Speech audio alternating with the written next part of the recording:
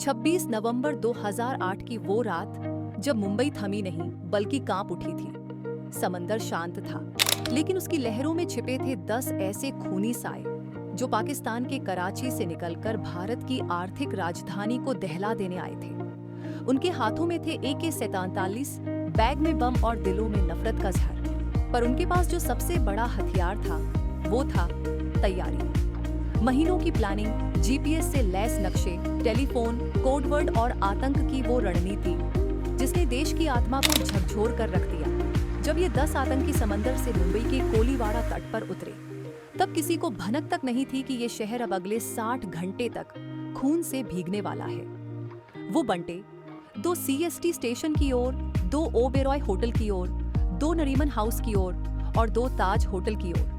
और फिर शुरू हुई एक के बाद एक चीखों से भरी वो रात, जिसे आज भी सुनकर रूह कांप जाती है। CST स्टेशन पर सैकड़ों लोग रोज की तरह अपने घर जाने के लिए ट्रेन पकड़ रहे थे, लेकिन अजमल कसाब और इस्माइल ने वहां पहुंचते ही अंधाधुंध गोलियां बरसाना शुरू कर दी। मिनटों में प्लेटफॉर्म खून से रंग गया। 58 लोग मारे गए। एक CCTV फुटेज में कसाब को देखा गया, आंखों में कोई पछतावा नहीं, हाथ में राइफल और शरीर में जहर जैसा सन्नाटा। लियोपोल्ड कफे, जो हमेशा लोगों से भरा रहता था, वहां भी गोलियों की बरसात हुई। विदेशी टूरिस्ट, स्टाफ, आम लोग, कोई नहीं बचा। गोलियों की आवाज मुंबई की धड़कनों को चीरने लगी थी। फिर निशाने पर आया ताज महल पैलेस होटल। 100 साल पुरानी इस आलीशान इमारत को जैसे आग के हवाले कर दिया गया हो। आतंकियों ने लोगों को बंधक बनाया, बम फोड़े और पूरी इमारत में आग फैला दी। NSG को बुलाया गया। ऑपरेशन ब्लैक टॉर्नेडो शुरू हुआ। हर मंजिल पर जवानों की सांसें और आतंकियों की गोलियां भिड़ रही थीं। मेजर संदीप उन्नीकृष्णन ने जान की परवाह किए बिना अपने साथियों को बचाया। उनका आखिरी वाक्य था, "do not come up, I will handle them", और वो शहीद हो गए। नरीमन हाउस, जहां एक यहूदी परिवार को बंधक बनाया गया था, वहां भी आतंक और संघर्ष जारी था। दूसरी ओर मुंबई पुलिस के 3 जांबाज, हेमंत करकरे, अशोक कामटे और विजय सालस्कर, बिना बुलेट प्रूफ तैयारी के ही मुकाबले पर उतर गए और शहीद हो गए। ये वो बलिदान थे जिनकी गूंज आज भी देश के हर कोने में महसूस होती है। 9 आतंकी मारे गए, लेकिन एक अजमल कसाब जिंदा पकड़ा गया। उसकी गिरफ्तारी ने पाकिस्तान के झूठ का पर्दाफाश किया। वो फुटेज, वो पूछताछ और अदालत में उसका इकबालिया बयान, सबने दुनिया को बताया कि ये हमला सिर्फ एक आतंकवादी घटना नहीं थी, बल्कि एक राज्य प्रायोजित युद्ध था।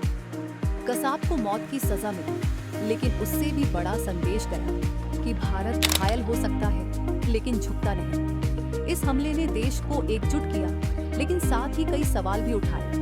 हमारी इंटेलिजेंस कैसे चूकी? तटरक्षक बल की निगरानी क्यों नहीं चली? राजनेता चुप क्यों रहे? और जब लोग सड़कों पर खून से लथपथ थे, तब YP सुरक्षा को प्राथमिकता क्यों दी गई? जनता का गुस्सा उबाल पर था, लेकिन इस हमले ने एक नई जागरूकता भी जन्म दी। NSG को बेहतर तकनीक, आतंकवाद विरोधी यूनिट्स और समुद्री निगरानी को मजबूती दी गई। पर क्या ये काफी है? शायद नहीं, क्योंकि 26 नवंबर कोई फिल्म नहीं थी।